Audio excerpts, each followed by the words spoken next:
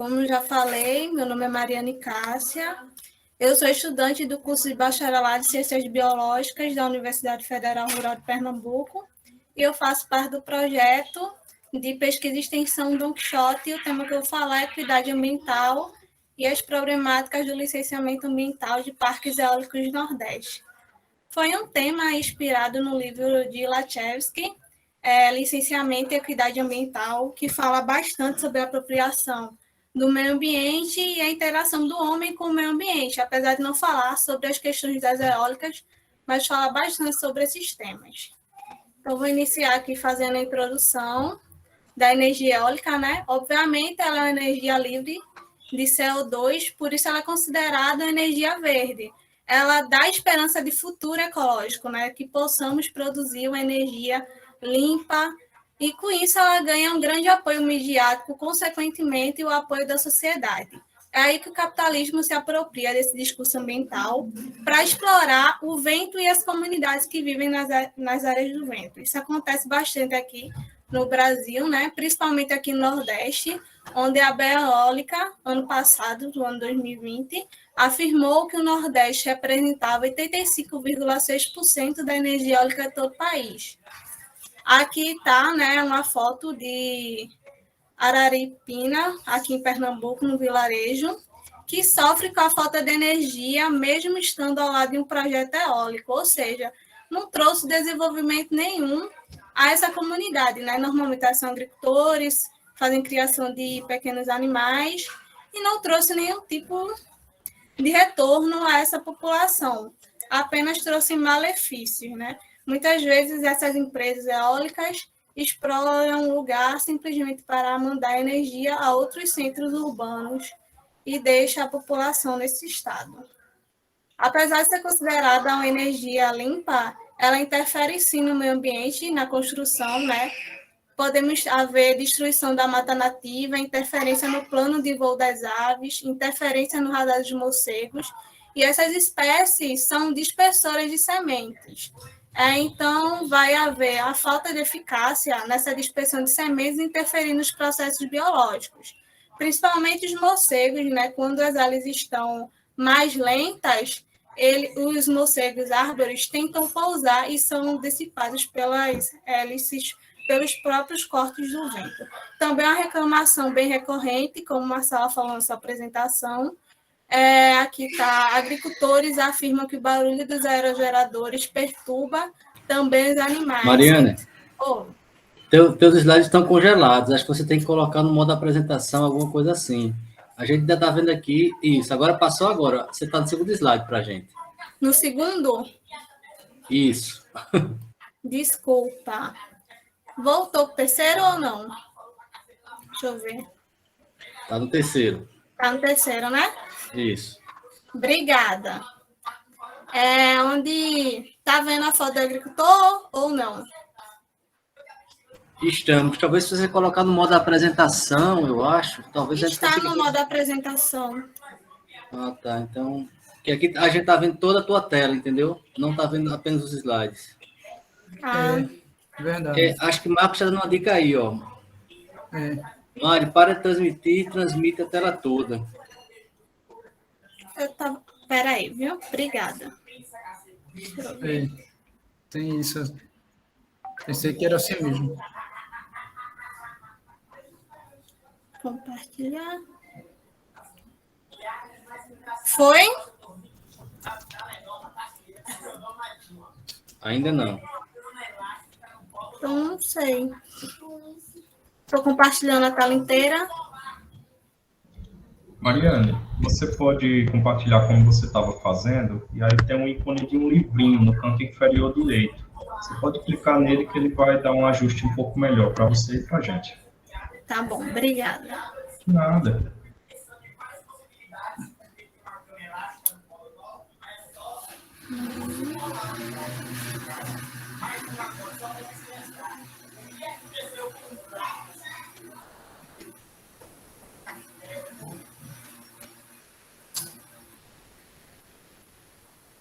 Ainda não? Ou sim? Abriu, aí acho que você tem que ver aí o conceito do colega, né? Acho que procurar esse livrinho, que eu não sei onde é que tá. Perto do zoom ali, ó, lá embaixo, no cantinho inferior direito. Isso, esse livrinho aí. Pronto. É o segundo à esquerda. Perfeito. Perfeita? Chegou. Pronto, obrigada. Então, né, aqui temos agricultor que afirma que o barulho dos aerogeradores perturba também os animais que têm vivido e produzido menos. Ou seja, afeta também a produção, né, dessas pessoas que vivem dessa produção de animais. E aqui tem um tema pouco falado, que é a interferência na vida humana, onde temos uma tese da caracterização do ruído produzido por um parque eólico, que foi escrita por Sara Cristina, né? Foi produzida em Portugal, onde ela fala da STE, que é a síndrome da turbina eólica, que não é uma doença, mas é uma condição médica que perturba o sono, dá dor de cabeça, tontura, instabilidade, exaustão, ansiedade, raiva, irritabilidade, depressão, problemas de concentração e aprendizagem, zumbido no ouvido. Aqui temos a agricultora Neuma da Silva, que tem feito uso constante de ansiolíticos e antidepressivos por sofrer de saúde mental causado pelos aerogeradores, ou seja, toda uma comunidade atingida, né? E essas problemáticas não são faladas no nosso cotidiano, né? A gente vê outros tipos de problemáticas por outras fontes energéticas, mas essa renovável específica, a energia eólica, não vemos muito falando sobre todos esses malefícios. Aí temos o processo do licenciamento ambiental, que em 2007 foi criado o PAC, Programa de Aceleração de Crescimento, que visava crescer a infraestrutura, logística, infraestrutura social e urbana, e principalmente projeto energético. Veio aí, né, a flexibilização do sistema ambiental, que já era bastante flexível, né, como na ditadura militar, que não tinha o estudo de impacto ambiental, mas com o estudo de impacto ambiental, os relatórios de IMA, temos sim o direito de participação social, principalmente daqueles que são afetados, né? Porém, com o PAC em 2007, né, o interesse político e econômico se sobressaiu acima dos interesses da comunidade ali atingida. Aí temos sempre a briga do ambiental versus social, foi falado sobre com Isabela Teixeira, onde ela se tornou ministra do Meio Ambiente uma semana depois, que ela falava que não só para agilizar, mas também para colocar foco no processo de licenciamento ambiental. As licenças perderam o rumo. Questões sociais, por exemplo, devem ser tratadas em instâncias sociais. Aí a rede de justiça ambiental, né, que é formada por grupo de pessoas atuantes contra o racismo e justiça social, que é composto por grupos sociais e ONGs, né, teve a ideia da avaliação da equidade ambiental, que rompe essa visão tecnicista, né, da avaliação ambiental, que só leva em conta todos esses fatores técnicos para olhar para as questões da equidade ambiental. Né? Será mesmo que aquele lugar precisa de uma usina eólica? Como aquelas pessoas lidam com a terra? Porque normalmente essas pessoas nasceram, viveram ali, nasceram, viveram ali, vão morrer ali. Será mesmo que elas precisam daquele parque eólico? Como elas vão interagir com o meio ambiente, né? Latchevsky, em seu livro, falou que, do ponto de vista socioambiental, visões que separam o social do ambiental são, portanto, um retrocesso diante dos amplos debates acadêmicos e políticos em torno dos modos diferenciados de apropriação do meio ambiente pelos diversos grupos sociais. Aí temos a foto, né, de moradores que fecharam a estrada em protesto contra as empresas de energia eólica no Piauí.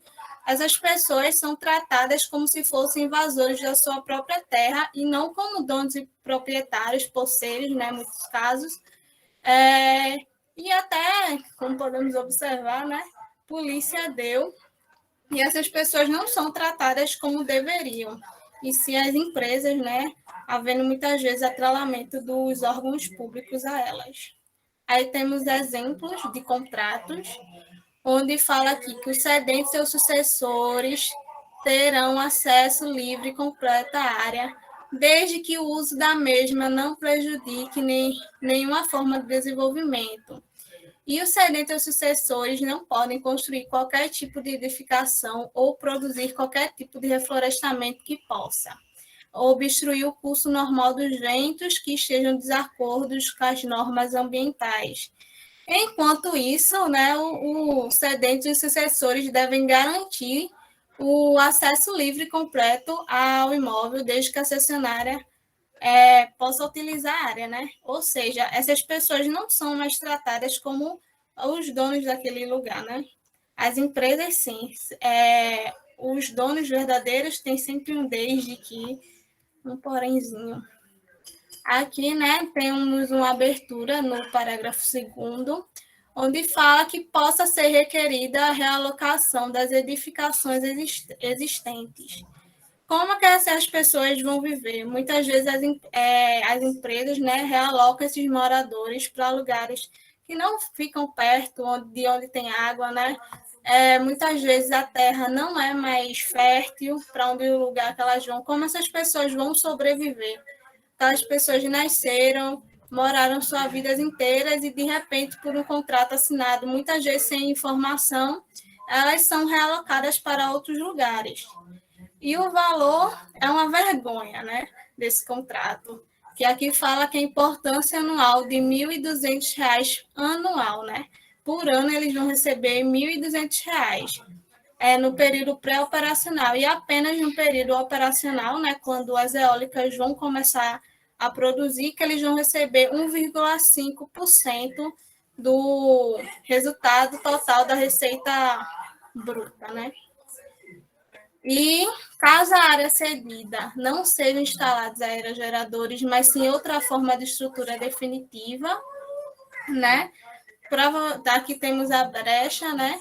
Que possa ser que a empresa decida não construir um parque eólico e vai continuar a receber o mesmo valor do período pré-operacional, os R$ 1.200.